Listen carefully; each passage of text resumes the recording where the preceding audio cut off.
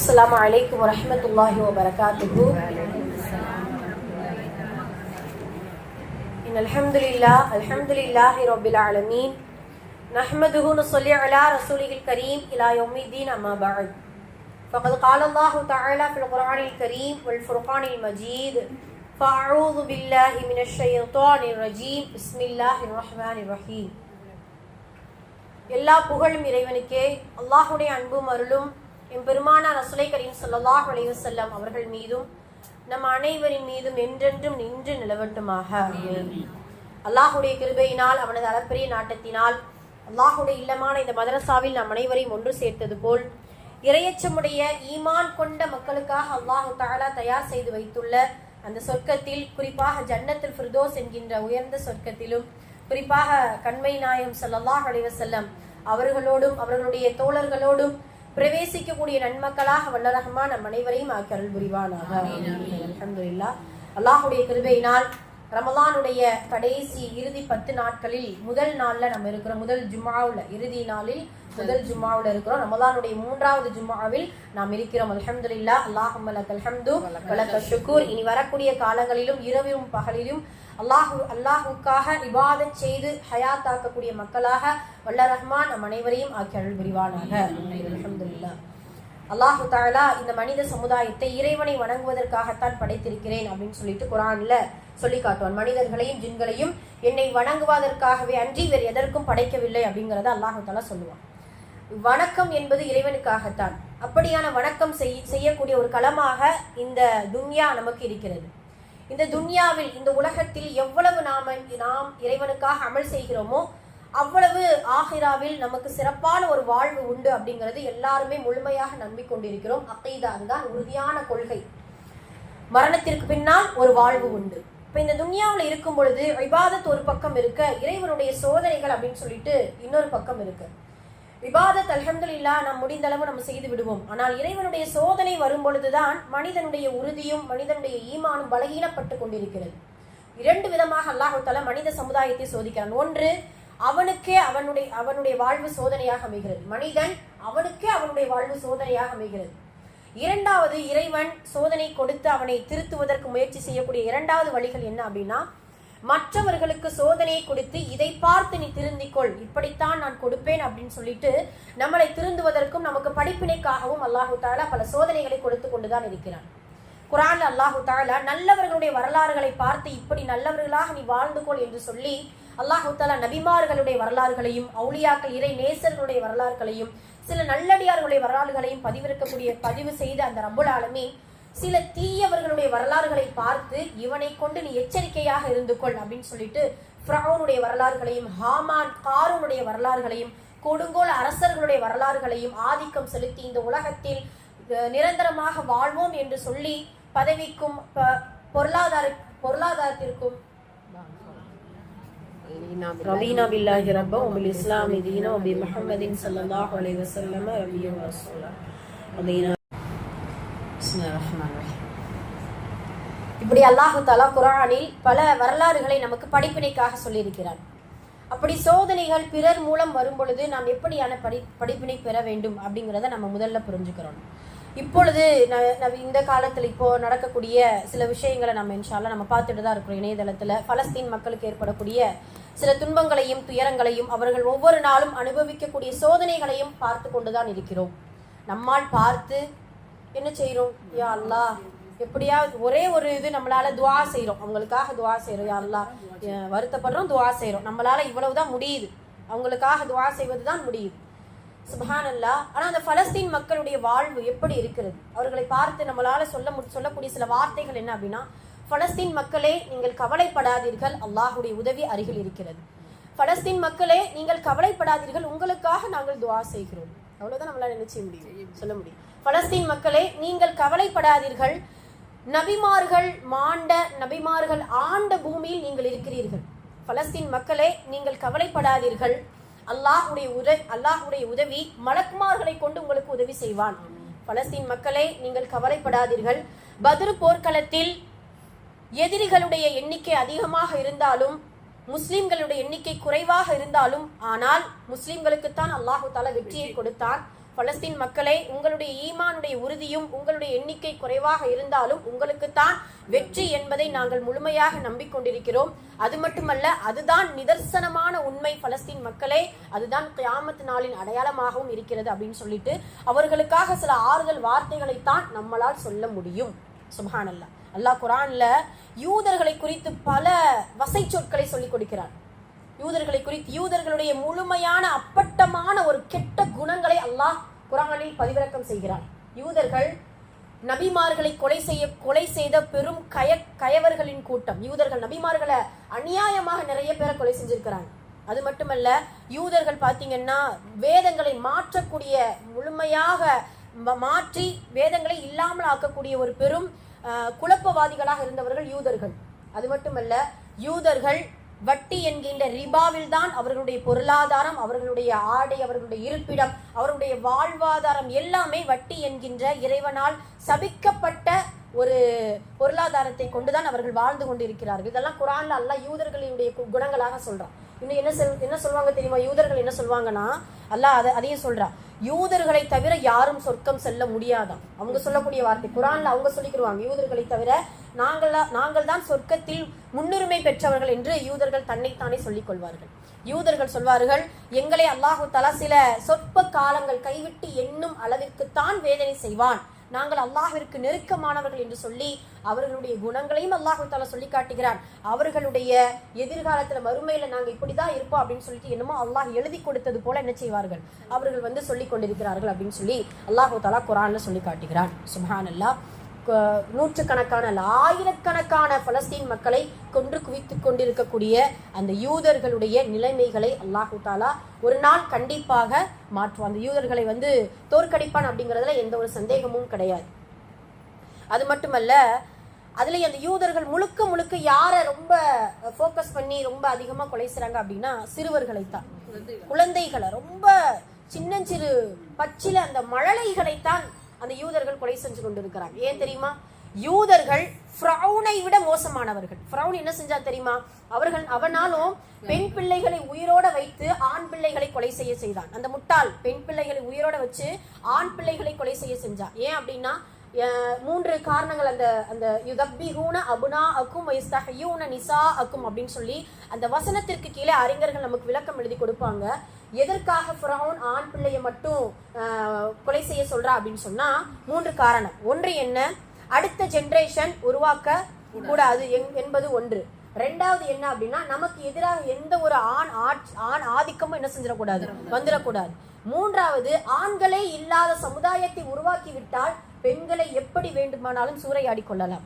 இப்படிங்கிற அந்த கெட்ட குணங்களை கொண்ட அந்த ஃபிரௌனை விட மோசமானவர்கள் யூதர்கள்.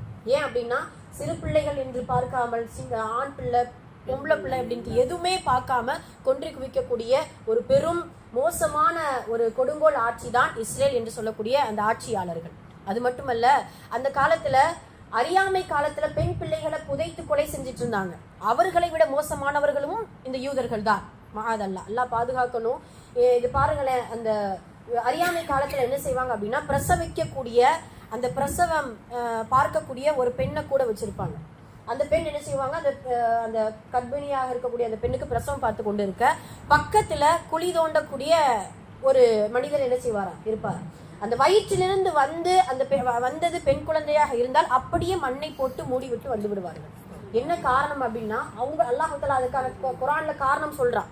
என்னன்னா, அந்த அல்லாஹ் தஆலா அந்த சிறுவர்கள்ட்ட கேட்பாங்க, நீங்க என்ன காரணத்திற்காக உங்களுடைய பெற்றோர்கள் கொலை செஞ்சாங்க அப்படின்னு கேட்கும் பொழுது அந்த சிறுவர் சொல்லக்கூடிய பதில், யா அல்லாஹ், வறுமைக்கு அஞ்சி எங்களுக்கு உணவு கொடுக்க முடியாமல் எங்களை கொலை செய்து விட்டார்கள்.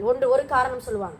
2வது, அந்த அறியாமை காலத்துல பெண்களை கொலை செய்ததற்கு 2வது காரணம் என்ன அப்படின்னு சொன்னா, அது என்னது, கர்வம். அதாவது ரொம்ப தலைக்கண பிடிச்சி இழிவானது, பெண் பிள்ளைகளில் பிறந்தா இழிவு கவ்விக்கொள்ளும் அப்படின்னு சொல்லிட்டு கொலை செய்வதற்கு 2வது காரணம் சொல்லுவாங்க. சுப்ஹானல்லாஹ். இப்படி காரணங்கள் பல இருந்தாலும் பெண் பிள்ளைகளை கொலை செய்து கொண்டிருந்தாலும் அவர்களை மோசமானவர்கள், அவர்களை விட மோசமானவர்கள் அந்த யூதர்கள் தான். அதுல எந்த ஒரு சந்தேகமும் கிடையாது. அந்த அளவுக்கு யூதர்களை அல்லாஹ் தஆலா எப்படியாவது ஒரு நாள் அவர்களை வீழ்த்தி கண்டிப்பாக கியாமத் நாள் வருவதற்கு முன்னால் ஒரு வெற்றியை கொடுப்பான் அப்படிங்கிறதுல நமக்கு முழுமையாக நம்பிக்கை இருக்கு. இருந்தாலும் அந்த இடைப்பட்ட காலத்தில் அவர்கள் படக்கூடிய பாடுகள் நம்ம பார்க்கும் பொழுது உண்மையாகவே ரொம்ப கவலை, ரொம்ப கஷ்டமா இருக்குது. ஒரு சஹாபியை பெண் நபி ஸல்லல்லாஹு அலைஹி வஸல்லம் அவர்களிடத்துல வந்து சொல்லுவாங்க, இந்த வார்த்தைகளை கொண்டு நாம ஆறுதல் பட்டுக் கொள்ள வேண்டும், அவ்வளவுதான். அவங்க சொல்லுவாங்க, அல்லாஹ்வுடைய தூதரே, சொர்க்கத்திற்கு சொந்தக்காரர்கள் யார், யாரெல்லாம் சொர்க்கத்துக்குள்ள நுழைவாங்க அப்படின்னு சொல்லும் பொழுது நபிமார்கள் நுழைவார்கள், நபியின் ஃபில் ஜன்னா, நபிமார்கள் நுழைவார்கள், ஷுஹதாக்கள் ஷஹீதுகள் நுழைவார்கள், அதே போல் புதைக்கப்பட்ட சிறுவர்கள் நுழைவார்கள், அதே போல் பிறந்தவுடன் இறந்த அந்த பச்சிளம் குழந்தைகள் சொர்க்கத்திற்குள் நுழைவார்கள். சுப்ஹானல்லாஹ். அதே போலத்தான் அல்லாஹு தஆலா அந்த பச்சிளம் குழந்தைகள், புதைக்கப்பட்டவர்கள், ஷஹீதானவர்கள் என்கின்ற பலஸ்தீன் மக்களை பார்க்கும் பொழுதெல்லாம் சஹாபாக்களுடைய அந்த வரலாறுகள் தான் நமக்கு ஞாபகம் வருது. சுப்ஹானல்லாஹ். அவங்க சுமையார் ரலியல்லாஹு அன்ஹு அவர்களை கொலை செய்த அந்த அபூஜஹல் கொலை செய்யக்கூடிய அந்த கொடூரமான காட்சியை நம்ம கேட்கும் பொழுது எவ்வளவு மன வருத்தம் ஏற்படுது. ஆனால் நேரடியாக இப்படித்தான் கொலை செய்யப்பட்டிருப்பார்களோ என்று சொல்லக்கூடிய அளவிற்கு அந்த பலஸ்தீன் பெண்கள் இறக்கக்கூடிய அந்த காட்சியை பார்க்கும் பொழுது நமக்கு தோணுது.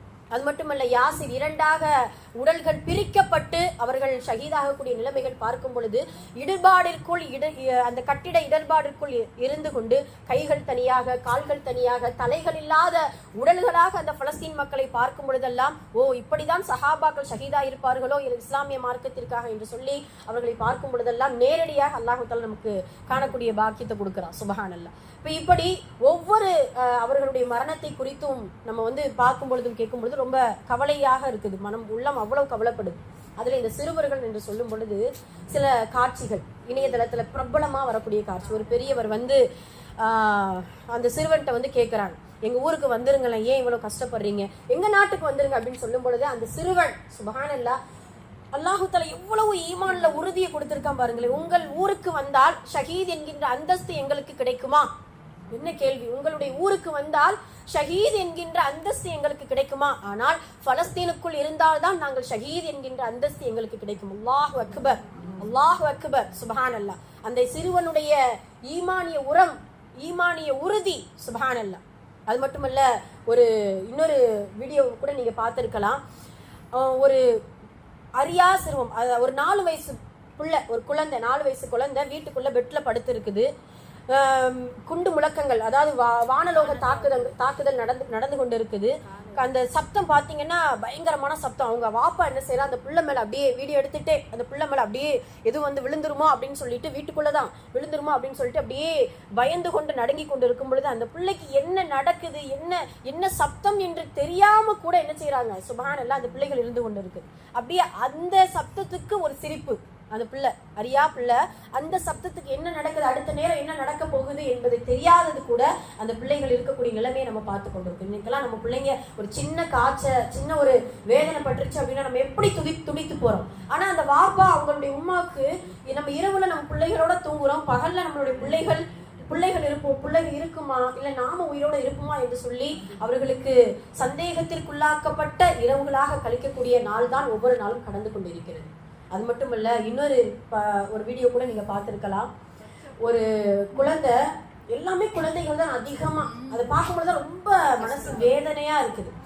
ஒரு கண்ணாடி துகளை அந்த புள்ள மேல எரிஞ்சோம்னா எவ்வளவு காயங்கள் இருக்குமோ, உயிர் இருக்குது, நல்ல அந்த பிள்ளை பாக்குது, ஆனா ரொம்ப நல்லா குஷ்டியா இருக்குது, அழகா இருக்குது, பார்க்க குழுகுழுன்னு இருக்குது, எல்லாம் அழகான நூறானியத்தான பிள்ளைகள், சுப்ஹானல்லாஹ். பார்க்க அவ்வளவு அழகு, அப்படியே சொர்க்கத்து சிறுவர்கள் போல அவர்கள் அந்த குழந்தைகளுடைய முகங்கள்.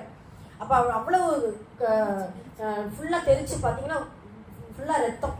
அதுல அந்த வீடியோவுக்கு கீழே ஒருத்தர் வந்து ஒரு வரிகள் எழுதியிருக்கிறார். அந்த வரிகள் தான் ரொம்ப பார்க்கவே ரொம்ப அவ்வளவு இதுவா இருந்துச்சு. ஓ பலஸ்தீன மழலையே, ஓ பலஸ்தீன மழலையே, உன் இரத்த துளிகள் ஒரு நாள் யூத வெறிகளை கொல்லும். உன் இரத்த துளிகள் ஒரு நாள் யூத வெறி நாய்களை கொல்லும்.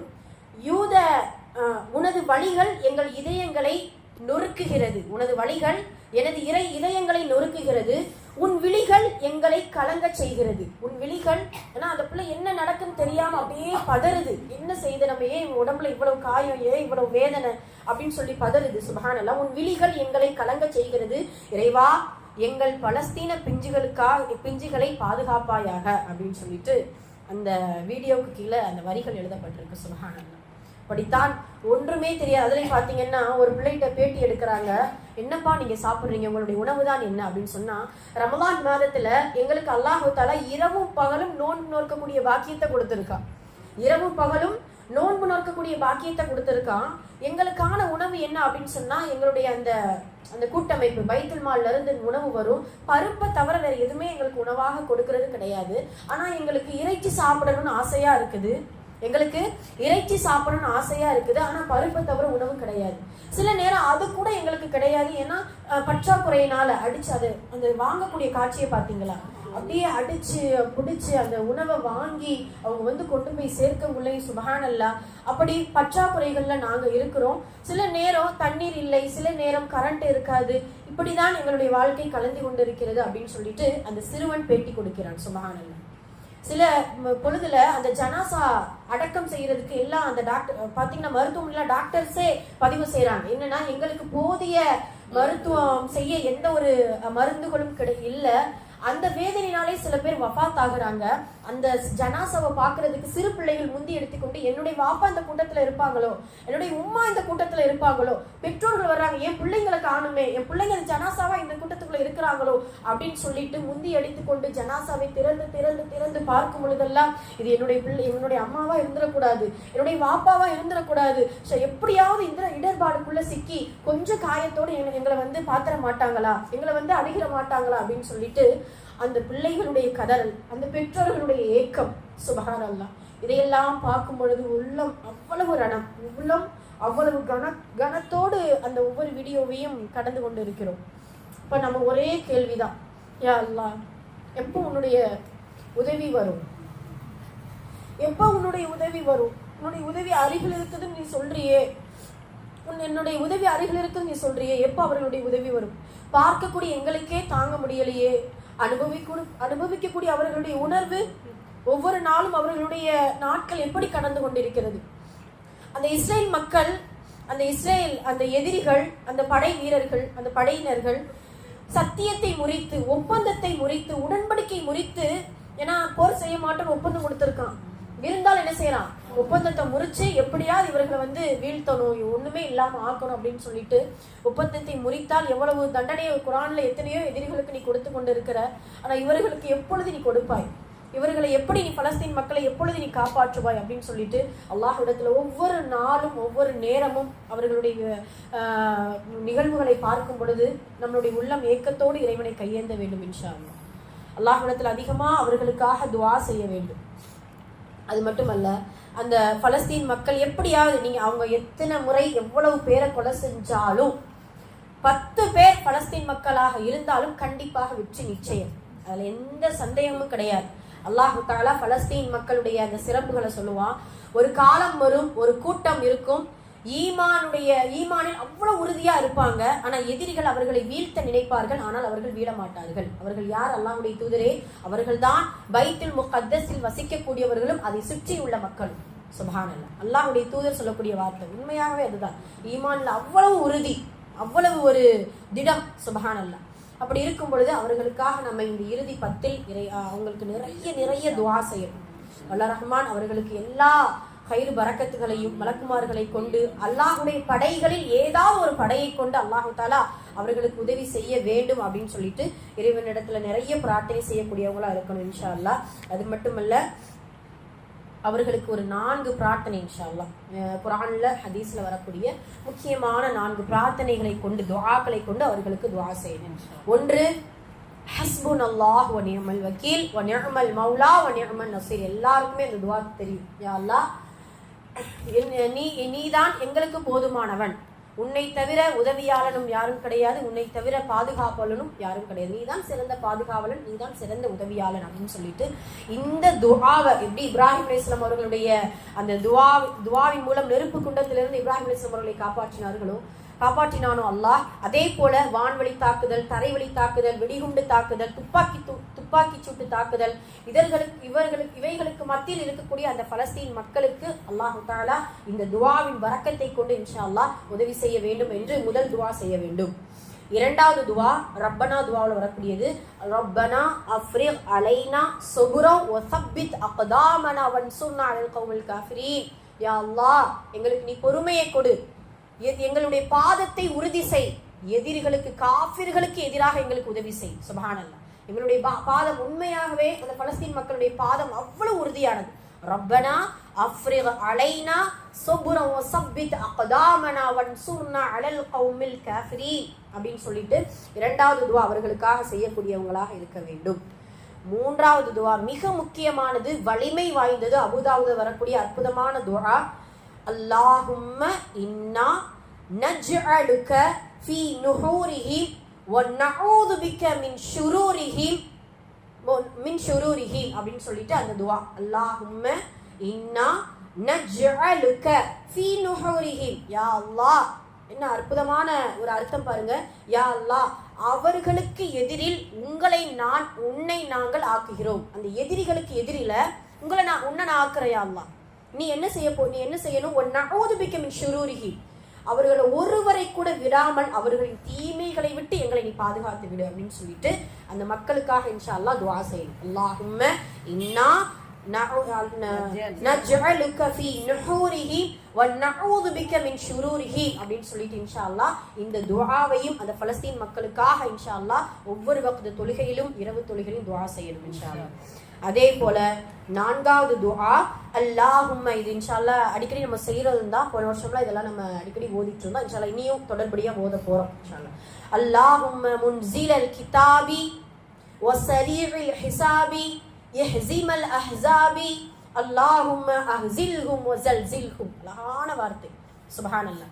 யா அல்லாஹ், வேதத்தை இறக்கி வைத்தவனே, ஸரீஉல் ஹிசாப், தீவிரமாக விசாரணை செய்பவனே, இஹ்ஸிமல் அஹ்ஸாப், எதிரிப்படையை தோற்கடிப்பவனே, அல்லாஹும்ம அஹ்ஸில்ஹும் வ ஸல்ஸில்ஹும், அவர்களை நிலை குலைய செய்து அவர்களை தோற்கடித்து விடுவாயாக அப்படின்னு சொல்லிட்டு அழகானது, அவர்களை உழுக்க செய்து நிலை குலைய செய்வாயாக அப்படின்னு சொல்லிட்டு இன்ஷா அல்லாஹ் இந்த துஆவையும் செய்யணும். அல்லாஹும்ம முன்ஸிலல் கிதாப் வ ஸரீஉல் ஹிசாப் வ இஹ்ஸிமில் அஹ்ஸாப் அல்லாஹும்ம அஹ்ஸில்ஹும் வ ஸல்ஸில்ஹும் அப்படின்னு சொல்லிட்டு இன்ஷா அல்லாஹ் இந்த 4 துஆக்கள் பவர்ஃபுல்லானது. இன்ஷா அல்லாஹ் இந்த துஆக்களை கொண்டுதான் பத்ர்கள் வெற்றி பெற்றது, ஹந்தக் போர், அஹல் போர், என்னென்ன பெரும் எதிரிகள் இருந்தாலும் பெரும் போர்கள் நடந்தாலும் இந்த போர்களை கொண்டு அல்லாஹ்வுடைய தூதர் பல வெற்றிகளை கண்டிருக்கிறார்கள். இன்ஷா அல்லாஹ் அந்த இஸ்ரேல் மக்கள், அந்த எதிரிகள் எல்லாம் பார்த்தீங்கன்னா இவர்களை விட ரொம்ப பலகீனமானவங்க தான். ஈமான்ல பலகீனம் பார்க்கத்தான் அப்படியே அந்த யுஎஸ் அமெரிக்காக்காரன் செய்யக்கூடிய சதி, அவன் செய்யக்கூடிய ஒரு உந்துதல், அந்த ஒரு இது கொடுக்கறதுனால தான், உதவி செய்யறதுனால தான் அவன் இவ்வளவு பெரிய ஆட்டம் ஆடிக்கொண்டு இருக்கிறான். அல்லாஹ் பாதுகாக்கணும் இன்ஷா அல்லாஹ். ஒரு நிமிடம் தான், அல்லாஹ் நினைத்தால் தான், ஒரு நொடி, ஒரு பொழுது, இதுலயும் அல்லாஹ் தஆலா ஏதோ ஒரு ஹைர் பரக்கத்துகளை வச்சிருக்கான். நமக்கான படிப்பினை என்ன தெரியுமா? அல்லாஹ் தஆலா நன்றி செலுத்தணும். எவ்வளவு சுதந்திரமான ஒரு வாழ்க்கை. இதுக்கு நம்ம உட்காந்துக்கிட்டு ஏதாவது சின்ன சோதனை வந்தா என்ன அழுகுறோம், என்ன புலம்புறோம். அல்லாஹ், எனக்கு மட்டும்தான் இந்த சோதனையா? நான் என்ன பாவம் செஞ்சேன்? நம்ம கேட்கக்கூடிய கேள்வி, நான் என்ன பாவம் செஞ்சேன், ஏன் எனக்கு இவ்வளவு சோதனை? சுப்ஹானல்லாஹ். ஆனா எல்லாத்தையும் அனுபவிச்சுட்டு இருக்கிறோம். அவர்களை போல உணவு இல்லாமல், அவர்களை போல எந்த ஒரு இடமும் இல்லாமல், விடிந்தால் உயிர் இருக்குமா என்கின்ற அந்த அச்சம் இல்லாமல் வாழ்ந்து கொண்டிருக்கிறோம். அல்லாஹ்வுடைய தூதர் சொன்னது போல நர்பாக்கியசாலி, சுகவாசி இந்த உலகத்துல யாரு அப்படின்னா, காலை பொழுதில் ஆரோக்கியமாக எழுபவனும், காலையில் விடிந்த உடனே எனக்கு ரிசுக்கு இந்த வீட்டுல இருக்குது என்கின்ற ஒரு தவக்கலோடு எழுபவனும், எந்த எதிரி பயனும் இல்லாமல் எழுபவன் தான் இந்த உலகத்தில் சுகவாசி என்று சொல்வார்கள். அப்படியான சுகவாசிகளாக நாம் இருக்கிறோம். இது ஒன்று. சுக்கர், அல்லாஹ்க்கு நிறைய சுக்கர் செய்யணும், இறைவனுக்கு நன்றி செலுத்தணும். ரெண்டாவது அஞ்சணும். எதை நினைச்சு அஞ்சணும் தெரியுமா? விசாரணை நினைத்து அஞ்ச வேண்டும். ஒருவேளை எப்படி விசாரணை செய்வான்? உனக்கு நான் என்ன குறை வச்சேன்?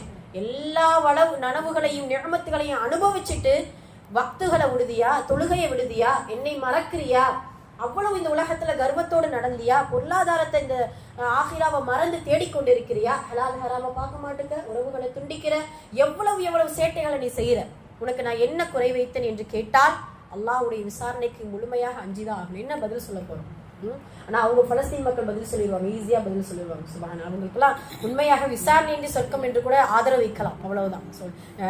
உறுதியாக சொல்லாமல் ஆதரவு கூட என்ன செஞ்சுக்கிறலாம், வைத்துக் கொள்ளலாம். ஆனால் நமக்கு ஆதரவு கூட வைக்கக்கூடிய முடியாத நிலைமையில நாம இருக்கிறோம். ஆதல் அல்லாஹ் பாதுகாக்கணும். எல்லாரையுமே அல்லாஹ் தஆலா சொர்க்கத்துல விசாரணையின்றி செல்லக்கூடிய பாக்கியத்தை கொடுக்கணும். அதே போல அந்த பலஸ்தீன் மக்களை பார்க்கும் பொழுதெல்லாம் நமக்கான கடைசி படிப்பினை இதுதான்.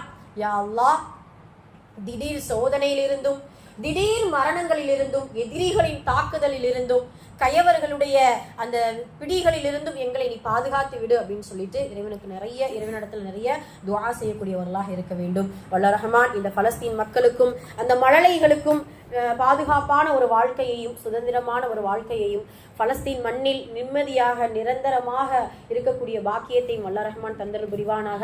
அவர்களுக்காக இந்த உலகமெல்லாம் யாரெல்லாம் துஆ செய்து கொண்டிருக்கிறார்களோ, இந்த ரமலான் மாதத்தில் நோன்பாளிகளாக, இரவு வணக்கசாலிகளாக, இபாதசாலிகளாக இருந்து கொண்டு அல்லாஹ்விடத்தில் அதிகமாக கையேந்தக்கூடிய மக்களாக நம்ம இன்ஷா அல்லாஹ் இருக்கணும். அதே போல யாரெல்லாம் இப்படி துஆ செய்து கொண்டிருக்கிறார்களோ அவர்களுடைய துஆவை அல்லாஹ் தஆலா அவருடைய கருணையை கொண்டு, அவருடைய வல்லமையை கொண்டு, அந்த பிஞ்சு சிறார்களுடைய இரக்கத்தை பார்த்து, அந்த ஏழைகளுடைய அந்த வறியவர்களுடைய பசியையும் பட்டினியையும் பார்த்து அல்லாஹ் தஆலா இரக்கப்பட்டு நம்மளுடைய துஆவை ஏற்றுக்கொள்வானாக. ஆமீன். அகுலு கௌலி ஹாதா அஸ்தக்ஃபிருல்லாஹ் லனா வ லக்கும் வ ஆகிரு தஅவானா அல்ஹம்துலில்லாஹி ரப்பில் ஆலமீன். அஸ்ஸலாமு அலைக்கும் வ ரஹ்மத்துல்லாஹி வ பரகாத்துஹு. வ அலைக்கும் ஸலாம் வ ரஹ்மத்துல்லாஹி தஆலா வ பரகாத்துஹு. சரி, இன்ஷா அல்லாஹ் இந்த துஆவை நம்ம குரூப்ல அனுப்பிச்சிருவோம்.